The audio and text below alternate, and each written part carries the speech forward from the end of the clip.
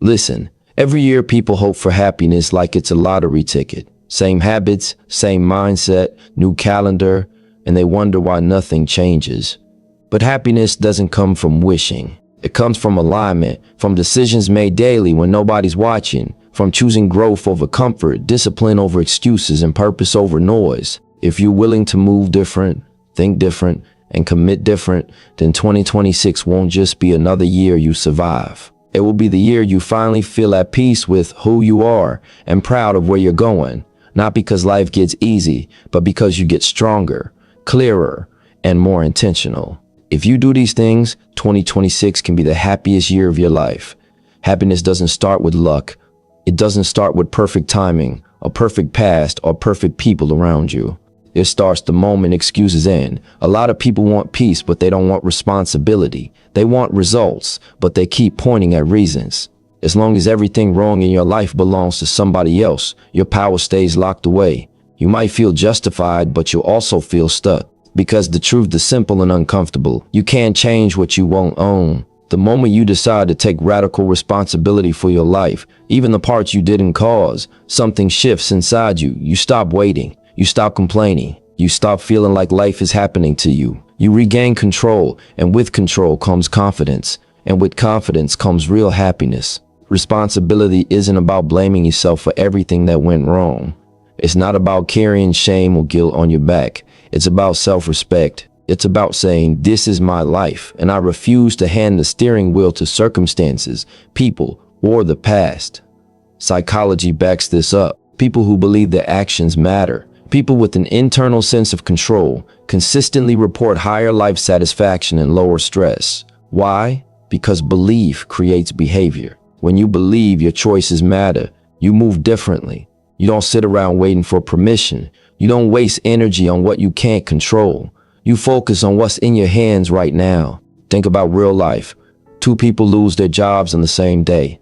Same company, same layoffs, same economy. One spends months angry, blaming the system, the boss, the timing, replaying the injustice over and over.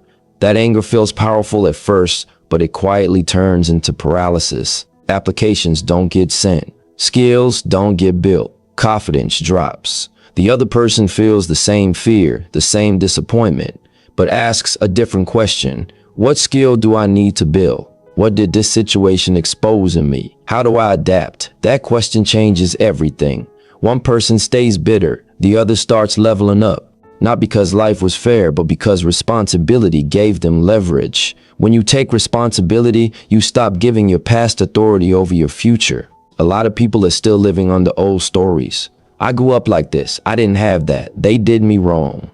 And those stories might be true, but if they're the only story you tell yourself, they become a cage. Responsibility doesn't deny reality. It just refuses to be owned by it. It says, yes, this happened, but it doesn't get to decide who I become. That mindset alone can free you. There's something powerful about waking up and knowing that your life reflects your decisions more than your excuses. It creates a quiet pride. You walk different. You talk different. You don't need validation because you know you're putting the work in. Even on bad days, there's peace because you're not a victim of the moment. You're an active participant. Happiness grows in that space. Not loud happiness, not hype, but a grounded sense of self. Taking responsibility also forces honesty. You start looking at patterns instead of isolated events. You stop saying, why does this always happen to me? And start asking, what role am I playing in this repeating cycle?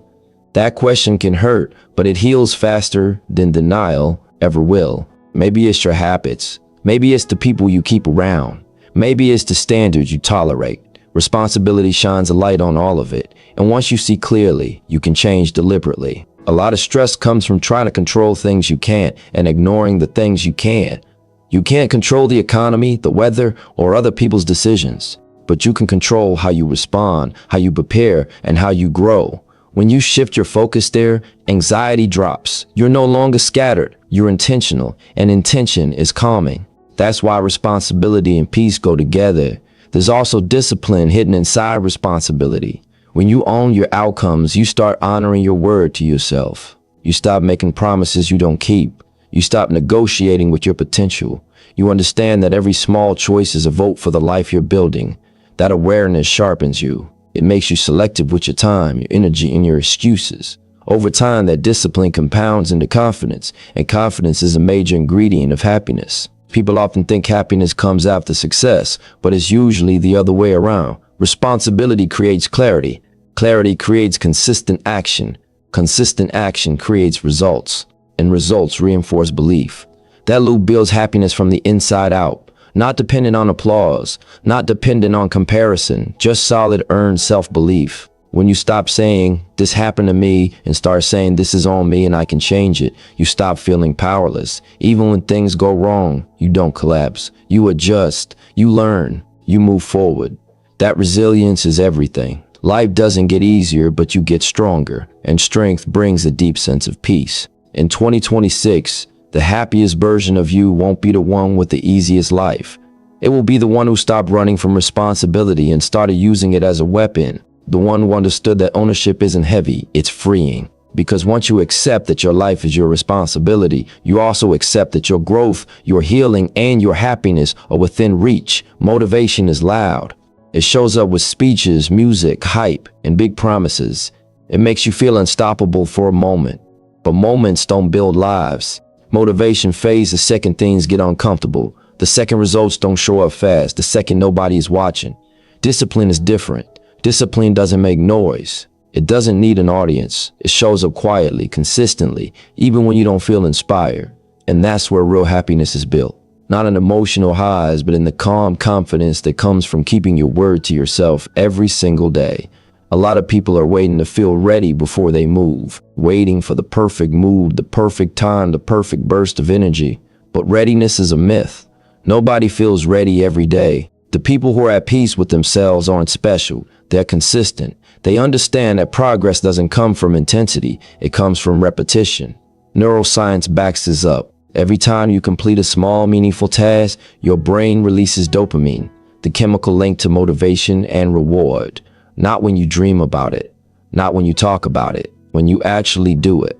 Those small hits of progress build a sense of control, and control builds stability in your mind. That's why routines matter more than goals. Goals live in the future. Routines live in your daily life. People who keep simple routines, like morning walks, focused work blocks, regular workouts, or set sleep schedules, consistently report better mental health. Not because their lives are easier, but because their days have structure. Structure reduces chaos. Chaos creates stress. Discipline is really about creating order in your life, one small decision at a time. Think about someone who commits to a 20-minute walk every morning. Nothing dramatic happens in a week. No transformation, no viral moment, no instant reward. Most people quit right there because they're addicted to fast results. But the person who keeps going notices something after a few months. Their energy is better. Their mind feels clearer. Stress doesn't hit as hard. Confidence starts to rise, not because of what they look like, but because they know they can trust themselves. That trust is priceless. When you trust yourself, life feels lighter. Discipline builds momentum, and momentum builds belief. Once you prove to yourself that you can show up when you're tired, bored, or unmotivated, you stop doubting your ability to handle life. You stop panicking at obstacles because you've trained yourself to move regardless of mood. That's real power. That's why disciplined people look calm even under pressure. They're not relying on feelings. They're relying on habits. There's also freedom inside discipline, even though people think it's restrictive. When you don't have discipline, every decision feels heavy. Should I work out today? Should I focus or procrastinate? Should I start or wait? That mental negotiation drains you. Discipline removes the debate. You already decided, you move on autopilot. That saves energy, and that energy can go toward creativity, growth, and joy. Happiness isn't about feeling good all the time. It's about feeling proud of how you live.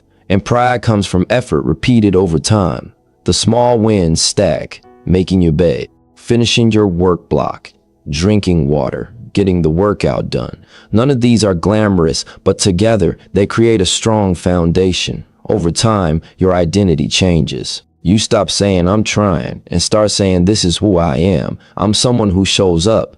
Most people overestimate what they can do in a day and underestimate what they can do in a year.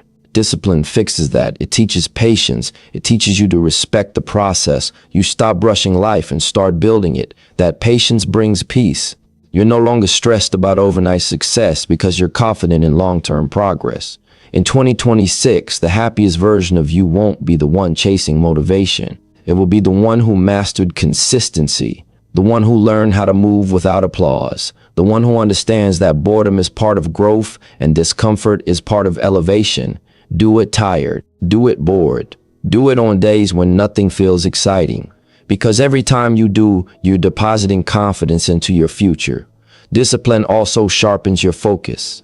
When you show up daily, you start noticing what matters and what doesn't. You waste less time. You complain less. You stop romanticizing shortcuts. You understand that the work is the work, and there's no substitute for it. That understanding brings a deep sense of calm. You're no longer anxious about falling behind because you know you're moving forward, even if it's slow. There's a quiet joy in knowing you're building something real. No shortcuts, no gimmicks, just honest effort compounded over time. That joy doesn't disappear when life gets hard. In fact, it gets stronger because you know you can rely on yourself. Discipline turns chaos into order, doubt into confidence, and effort into fulfillment. So don't wait for the feeling. Feelings come and go. Build habits that stay. Show up when it's inconvenient. Keep your promises when nobody's watching. That's how happiness is built. Not in one big moment, but in thousands of small decisions made consistently, day after day, until discipline becomes your nature and peace becomes your baseline. Your mind is a garden, whether you pay attention to it or not. Whatever you feed it is what grows. A lot of people are trying to build a peaceful life with a mind that's constantly under attack. Too much noise, too many opinions, too much comparison. And then they wonder why joy feels distant. The truth is, happiness doesn't disappear overnight. It gets drained slowly, quietly, through what you watch, what you listen to, and what you allow to live rent-free in your head. Every day before you even step into the world steps into you. Notifications, headlines, videos, arguments, highlight reels. Most people wake up and immediately start consuming other people's thoughts before they've even formed their own. Research shows that excessive social media use is directly linked to increased anxiety and lower self-esteem, especially when people constantly compare their behind the scenes to someone else's polished moments. That comparison doesn't motivate you. It confuses you. It makes you feel behind, even when you're right on time. Picture two people waking up on the same morning, same city, same opportunities, same 24 hours. One grabs their phone and scrolls for an hour. They absorb arguments they're not part of, opinions they didn't ask for, success stories with no context, lifestyles they don't actually want. By the time they get out of bed, their mind is already cluttered. The other person wakes up and chooses silence. Maybe they read a few pages. Maybe they journal. Maybe they plan their day or just sit with their thoughts. No rush, no noise. Fast forward a year. One feels scattered, insecure, always reacting. The other feels grounded, focused, and intentional. Same life, different inputs. What you consume shapes how you see yourself. If you constantly watch negativity, your mind starts expecting the worst. If you constantly consume drama, your nervous system stays on edge. If you constantly compare, you start undervaluing your own path. That's not weakness, that's conditioning. Your brain wasn't built to process unlimited information. It was built to focus, solve problems, and create meaning. When you overload it, peace becomes impossible. Protecting your mind isn't about being disconnected from reality. It's about being selective. Just like you wouldn't eat anything off the ground and expect to feel good, you can't consume mental junk all day and expect clarity. You have to curate your environment. Music, conversations, media, even the people you spend time with. All of it leaves an imprint. Silence plays a major role here, and silence scares people because it forces honesty. When there's no noise, your thoughts get louder, your fears show up. Your truth shows up. But that's where growth lives. Silence isn't emptiness, it's clarity. It's where you hear your own voice again instead of echoes of everyone else. That's why some of the strongest people you'll ever meet are comfortable being quiet. They're not empty, they're centered. There's power in starting your day without outside influence. When you control the first hour, you set the tone for everything that follows. You're no longer reactive, you're proactive.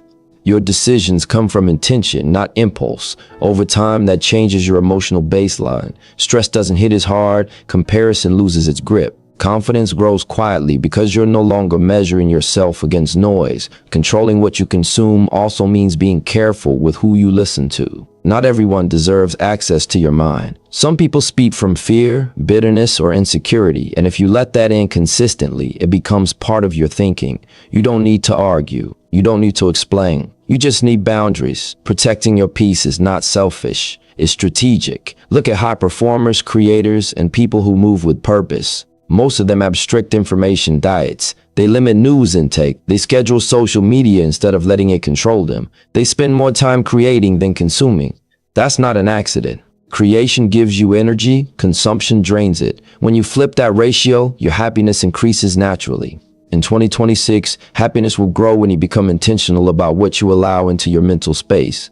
That means unfollowing what triggers insecurity, turning off what fuels anxiety, stepping away from conversations that go nowhere, choosing content that educates, uplifts, or sharpens you. Not because you're better than anyone, but because your mind is valuable. There's also confidence that comes from being hard to access mentally. When everyone has an opinion, but you're grounded in your own, you stop swaying with trends. You stop chasing validation. You move with direction. That stability feels like peace. You're no longer overstimulated. You're aligned. Your mind is the command center of your life. Every decision, every emotion, every reaction starts there. If you protect it, everything else improves. Your focus gets sharper. Your energy gets cleaner. Your happiness stops being fragile. It doesn't depend on likes, comments, or comparisons anymore. So choose your inputs like your future depends on it, because it does. Guard your mornings. Curate your environment. Embrace silence. Feed your mind with things that make you stronger, not smaller. Over time, that discipline turns into clarity, and clarity turns into peace. And that peace is a form of happiness that doesn't disappear when the noise comes back. Short-term pleasure is seductive. It speaks in a soft voice and promises relief right now. It tells you to relax, to treat yourself, to worry about tomorrow later. And for a moment, it works. You feel good. You feel distracted. You feel rewarded. But that feeling doesn't last. It fades fast, and when it does, it leaves a cost behind. Long-term fulfillment is the opposite. It asks more from you up front. It requires patience, restraint, and vision. It doesn't clap for you immediately, but it pays you back with peace, confidence, and stability. That's the trade most people don't want to make, and that's why most people stay stuck. The brain loves instant gratification. That's not a flaw, it's biology. Dopamine spikes when you eat junk food, scroll endlessly, binge entertainment, or spend impulsively. The problem is the crash that follows. Data on habit formation and addiction shows that repeated dopamine spikes without effort lower your baseline mood over time. You need more stimulation just to feel normal. That's how people end up feeling empty even when they're constantly entertained. Pleasure becomes a loop, not a solution. Delayed gratification works differently. When you choose effort over ease, the reward system in your brain strengthens in a healthier way. You build tolerance for discomfort. You train yourself to wait. That patience spills into every area of life.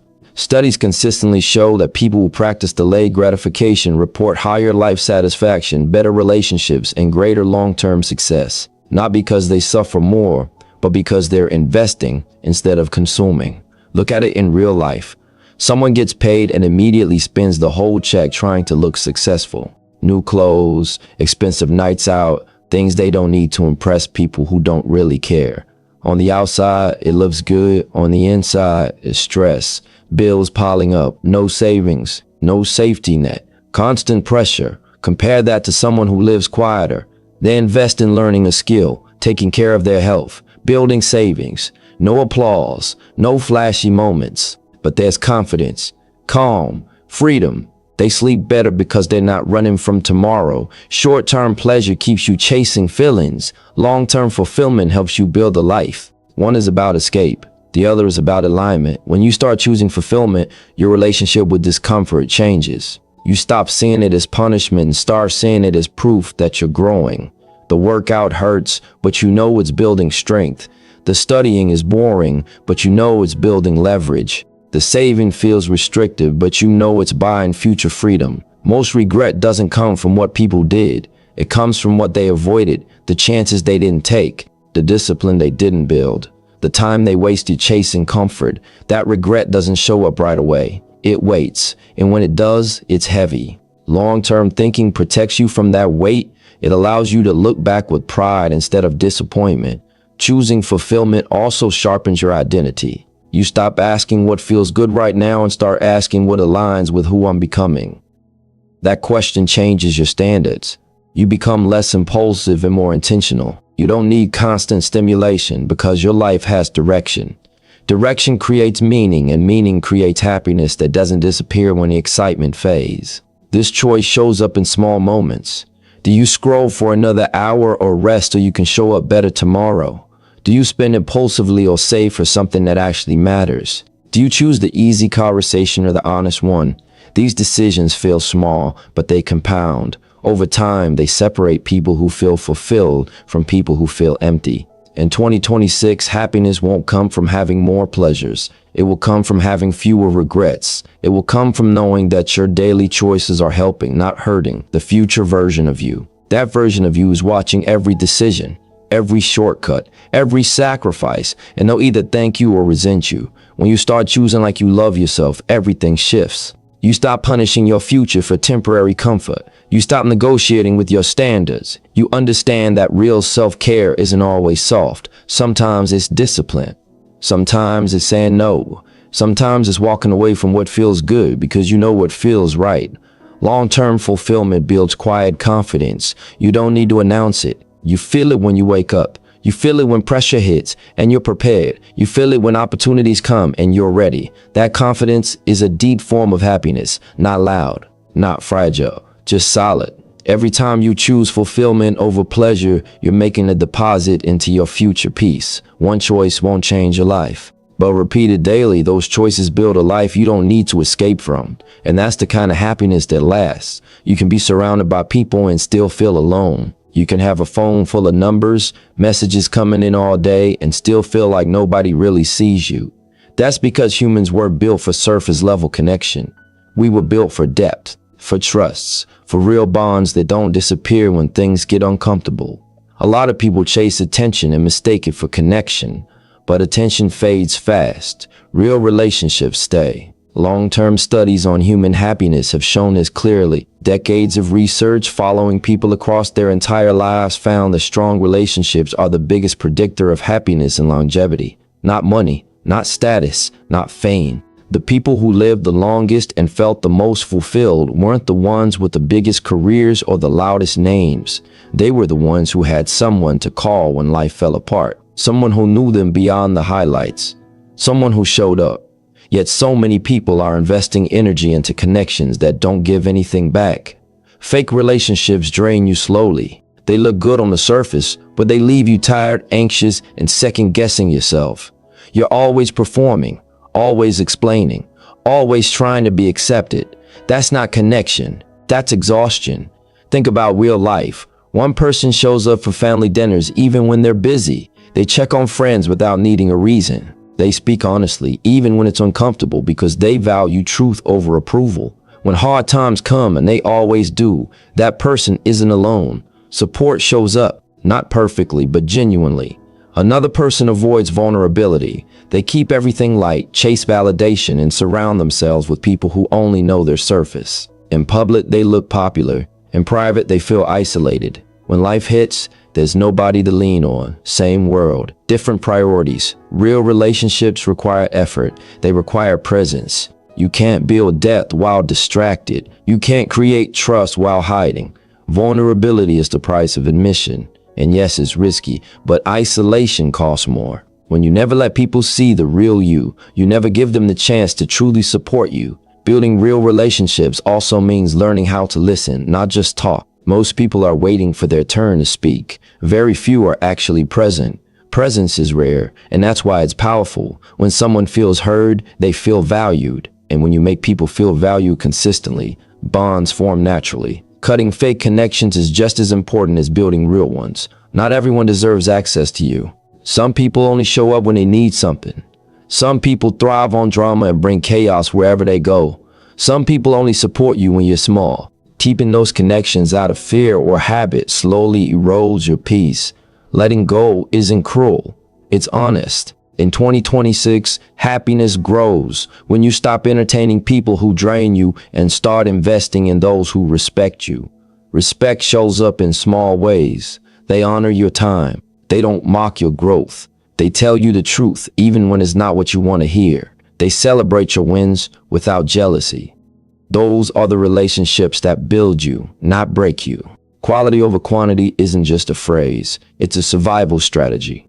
A few solid people can carry you through anything. A crowd of fake connections will disappear the moment you need them. That's not pessimism. That's reality. There's also strength in being comfortable with a smaller circle. When you stop needing constant validation, you stop tolerating disrespect. You stop explaining your boundaries. You stop shrinking to fit in. That confidence attracts the right people naturally.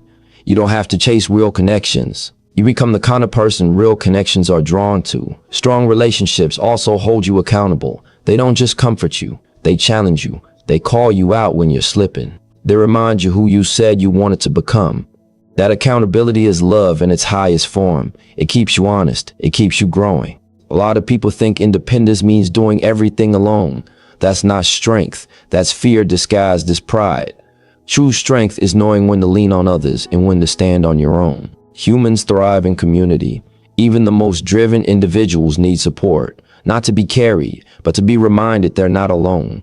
Happiness isn't built in isolation. It's built in shared moments. Conversations that go deep, laughter after long days, support during setbacks. These moments don't always look impressive from the outside, but they're priceless on the inside. When you invest in real relationships, life feels more stable. Success feels better when you can share it. Failure feels lighter when you don't face it alone. Your nervous system relaxes because you know you're supported. That sense of safety is a foundation for happiness. So choose your circle carefully.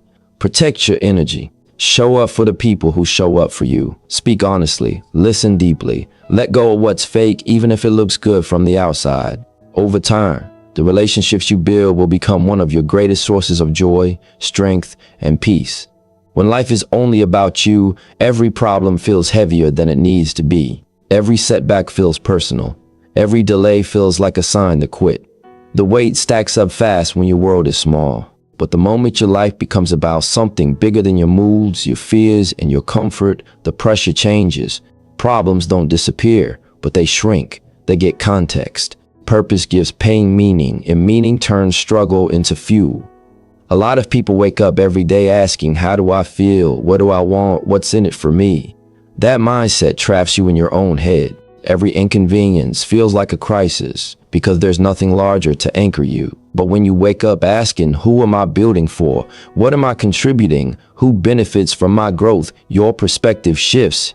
You stop centering every emotion. You start focusing on impact. Psychology supports this. People who connect their daily actions to a bigger why consistently report higher resilience and lower levels of depression, not because their lives are easier, but because their struggles have direction. Pain without purpose feels pointless. Pain with purpose feels temporary. That difference changes everything. Look at real life. Someone working only for a paycheck feels trapped. Every Monday feels heavy. Every challenge feels unfair. There's no emotional return on the effort, just survival. Compare that to someone working to build a future for their family, to uplift their community, or to master a craft they respect. The work is still hard. The hours are still long, but the meaning is different. They're not just clocking in, they're building something that matters. That meaning creates endurance. Purpose doesn't have to be loud or public. It doesn't require stage or applause. Some of the strongest people are quietly carrying responsibility for others. They show up because someone depends on them. They push through because quitting would hurt more than continuing. That sense of responsibility sharpens you. It keeps you focused when motivation fades. When you live with purpose, your problems stop defining you. They become obstacles on the path, not the path itself. You don't ask, why is this happening to me, as much as you ask, what is this teaching me? And how does this make me better for the mission I'm on? That mindset builds resilience. You stop breaking under pressure because pressure feels necessary, not random. Purpose also pulls you out of self-pity. It's hard to stay stuck in your own head when you're focused on serving something bigger. Service doesn't always mean charity. Sometimes it means excellence. Sometimes it means being dependable. Sometimes it means being the example nobody gave you. Contribution shows up in many forms, but all of them expand your sense of self. There's a quiet confidence that comes from knowing your effort matters beyond today. Even on days when nothing goes right, you can still feel grounded because you're aligned with your values. You're not just chasing comfort, you're building legacy. That alignment creates peace. You stop questioning every step because you know why you're walking. A lot of people feel lost not because they lack talent, but because they lack purpose. They drift from distraction to distraction, hoping something fills the gap. But fulfillment doesn't come from being entertained. It comes from being useful, from knowing that your growth makes life better for someone else, even if that someone is future you. Living with purpose also changes how you handle success. When you win, you don't get arrogant because you know the win isn't just for you. And when you lose, you don't get destroyed because you know the mission is bigger than one outcome. That emotional balance is rare and it's powerful. Purpose sharpens your priorities. You stop wasting time on things that don't align. You become more selective with your energy. You say no more often, not out of ego, but out of clarity. That clarity reduces stress. You're no longer pulled in every direction because you know what matters most. In 2026, happiness won't come from a perfect life. It will come from a meaningful one. From waking up knowing your effort is connected to something real. From pushing through hard days because quitting will betray something you care about. From understanding that struggle isn't a sign you're off track, is often a sign you're building something worthwhile. When your purpose is bigger than your problems, you don't crumble under pressure. You rise with it. You carry the weight because you know why you're carrying it. And that knowing creates a deep, steady form of happiness. Not loud, not temporary, but strong enough to last. Put all this together and you'll see the pattern. Responsibility gives you power. Discipline gives you stability. Mind control gives you peace. Long-term thinking gives you confidence. Real relationships give you strength. Purpose gives you direction. Happiness isn't a destination you arrive at one lucky day. It's a byproduct of alignment. If you commit to these principles, not perfectly but consistently, 2026 won't just look different on the outside, it will feel different on the inside. And that's the kind of happiness nobody can take from you.